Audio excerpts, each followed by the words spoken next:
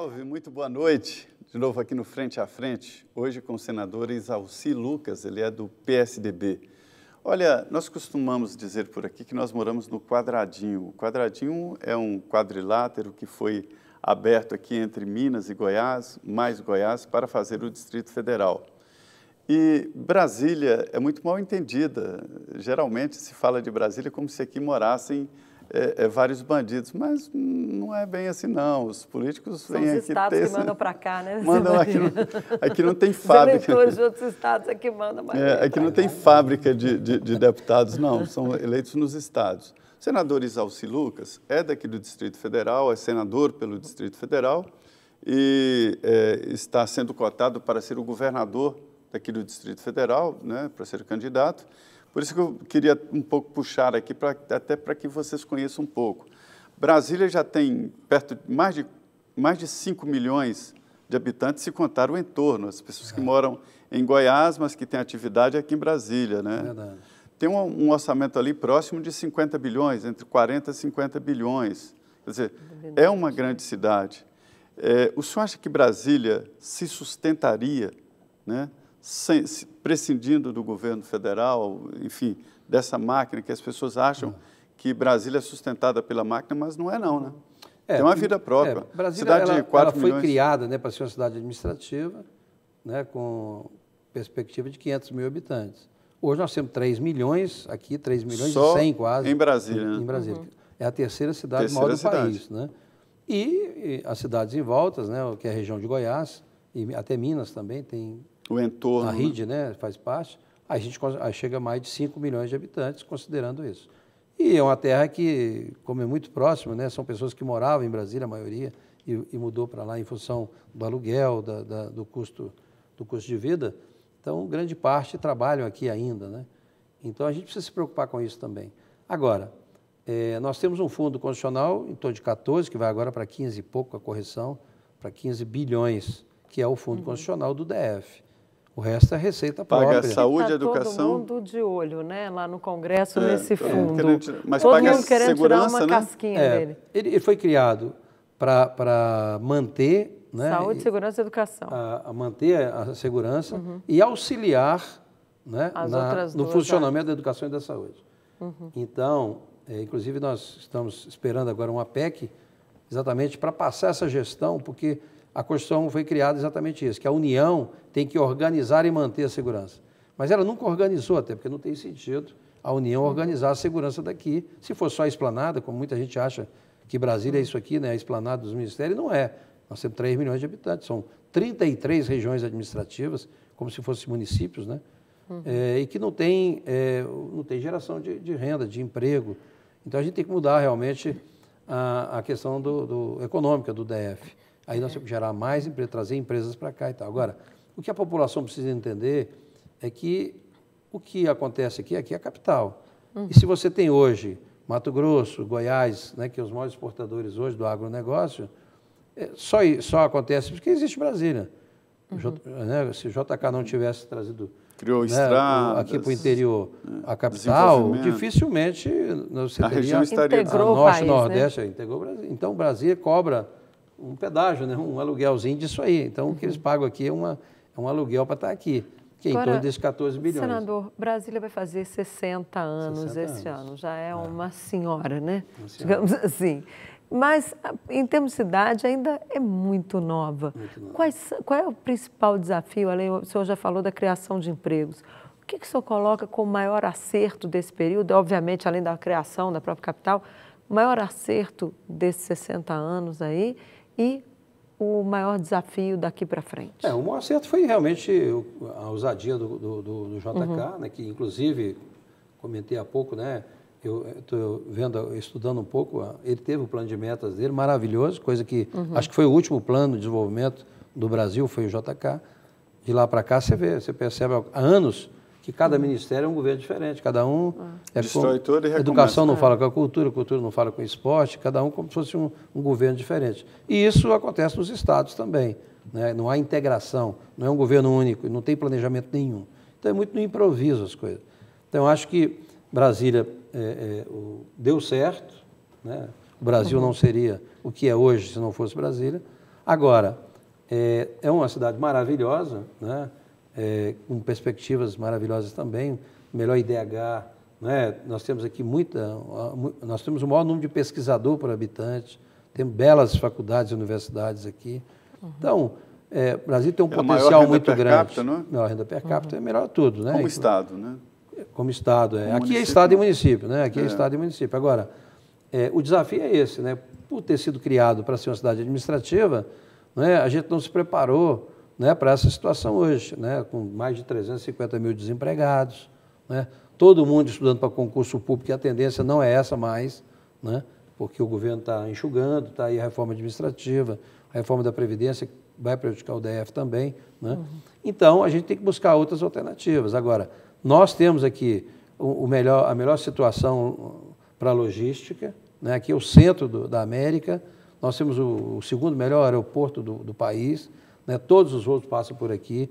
Então, a gente tem um potencial muito grande de serviço, tecnologia, nós temos muitas empresas de tecnologia.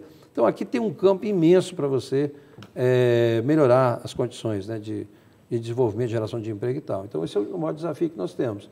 Agora, temos aqui, por exemplo, um museu a céu aberto. Brasília é uma coisa fantástica, né? Só não valoriza Brasília, né, aqui quem é daqui, mas no mundo todo, né? Assim. Né, está acontecendo agora em Roma, né, uma exposição, inclusive, de Brasília, né, e que depois vem para o Congresso. Né, eu estou promovendo agora em abril, exatamente em homenagem aos 60 anos de Brasília. Vai ter aqui o mês todo de comemoração aí dos 60 anos de Brasília. Então, Brasília deveria, né, explorar o turismo cívico, por exemplo. Né, você tem muita gente em Brasília, eu diria muita gente, vou dizer a maioria, mas grande parte dos nossos jovens não conhece nem o plano piloto. Né? Como é que você quer fazer um turismo cívico que deveria ter aqui? Né? Acho que todo brasileiro deveria conhecer primeiro a capital do seu estado, né? Primeiro a sua cidade, a capital do estado, e depois a capital do país. Então, a gente tem que melhorar essa estrutura e tem um potencial muito grande do turismo aqui. E a área de tecnologia também. A nossa vocação é essa, né? Conhecimento, tecnologia e tal. Então, acho assim, Brasília tem tudo para dar certo, mas tem que ter planejamento. Acho que está faltando é isso. O maior desafio é você planejar, dar mais autonomia para Ceilândia, né, tem 800 mil habitantes. Ceilândia deve estar entre as 20 maiores cidades do Brasil, a região administrativa de Ceilândia, né, que são 800 mil habitantes.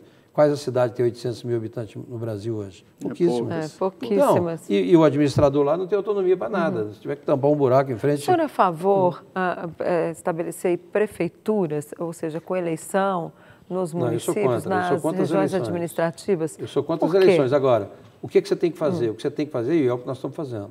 A ideia é descentralizar, realmente municipalizar sem criação de eleição, porque quando você cria município, né, aí vem Câmara de Vereador, você tem tribunal, não sei de quê, vira uma estrutura imensa. O que você tem que fazer é planejar a cidade. Também, né? Cada cidade tem inclusive, um perfil diferente. Né? Você pega verdade, cada um. Braslândia é uma coisa, Planaltina é outra, Samambaia é outra. Então, você tem que planejar a cidade e quem faz esse planejamento tem que ser quem mora na cidade. Você tem que incentivar as pessoas a trabalhar na cidade, investir na cidade, votar em pessoas da cidade. O senhor viria para Brasília? Fosse hoje, o senhor viria para Brasília? Eu viria. Eu adoro isso aqui. Aliás, eu não gosto de viajar. Esse é um problema. Nem viajei. Eu passo uma semana fora de Brasília e fico doido para voltar. Né? Realmente aqui é maravilhoso. Quem vem para cá, inclusive, você vê que a maioria dos servidores públicos que trabalham no Ministério, ou militares, volta, né? Quando aposenta, fica por aqui, não vai embora. Senador, né? É uma maravilha. O Congresso Nacional, neste ano, né, vai conviver com as eleições. Aqui em Brasília não tem eleição neste ano, não tem município aqui. Mas o Congresso vai conviver com eleições. Existem vários projetos aí, a gente só falou de reforma tributária e reforma administrativa. Será um ano produtivo? Pois é, eu particularmente já convenci que nós não podemos ter reeleição de 2 em 2 anos. Realmente isso atrapalha muito, né? Custa muito para o Estado. Mas juntar as eleições também não atrapalha? Porque aí o eleitor vai ficar perdido, porque agora ele vai ficar lá focado na sua cidade, nos problemas da sua cidade, e depois, na outra eleição, aí sim, ele vai se preocupar com... Você poderia talvez fazer no mesmo ano. Uma coisa mais... Talvez no mesmo ano, você pode fazer uma eleição no início, outra no final, você pode fazer assim. O que é difícil é a cada 2 anos, eleição, e você sabe, para. Para. Quem é deputado, acha que o Congresso vai parar? Eu apresentei alguns projetos, por exemplo, eu apresentei projeto assim, que quem é eleito, né, se quiser assumir algum cargo executivo, tem que renunciar, né? Exatamente a mesma coisa do Senado, todo Câmara e Senado a mesma coisa, né? Ampliando para 5 anos, eu acho que o mandato de 4 anos para o Executivo é muito pouco, eu acho que 8 anos para o Senado é muito, né? Então a gente tem que fazer agora. A gente já fez uma reforma. O problema é que quem vota a reforma são os próprios deputados e senadores. Então nunca, é muito difícil mudar, fazer alguma coisa que contraria os interesses deles. Falar em questões eleitorais, o senhor é a favor do uso do fundo eleitoral para financiamento de campanhas? O presidente Bolsonaro já andou dizendo aí que não se deve votar em quem usar o fundo. Mas como é que vai financiar a eleição, né? A gente tem que O que o senhor defende nessa Você vê que questão eleitoral? O mundo democrático é financiamento privado, né? Os Estados Unidos é privado, aberto, transparente e tal. Isso. O eleitor agora, sabe no Brasil, não deu financia. certo. Você viu que está aí o que aconteceu nos últimos anos com esse sistema, né, de privado. Os caras dão, depois quer cobrar a conta e a conta vem pesada, e é o que aconteceu no Brasil. Aí foi criado o fundo exatamente para permitir que todos possam concorrer. Porque se você não tiver um instrumento financeiro para ajudar quem não tem recurso, só vai ser eleito quem tem grana. Né? E você sabe disso.